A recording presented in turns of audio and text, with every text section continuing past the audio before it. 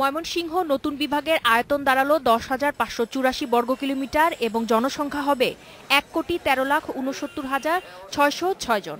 বিভাগ হিসাবে ময়মনসিংহ যাত্রা শুরু করায় আনন্দ উচ্ছ্বাস প্রকাশ করার পাশাপাশি বর্তমান সরকার প্রধানকে ধন্যবাদ জানিয়েছেন ময়মনসিংহ পৌরসভার মেয়র।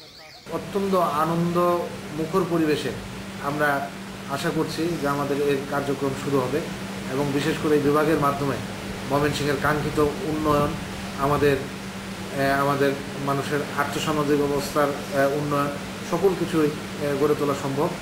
তবে বৃহত্তর ময়মনসিংহ অঞ্চলের 2 জেলা টাঙ্গাইল এবং কিশোরগঞ্জকে নতুন বিভাগে জায়গা না দেওয়ায় ক্ষোভ আছে অনেকের মধ্যে।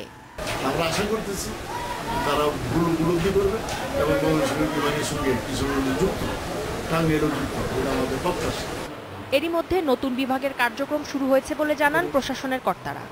খুব শীঘ্রই বিভাগীয় কমিশনার এবং ডিআইজি নিয়োগটা হয়ে যাবে।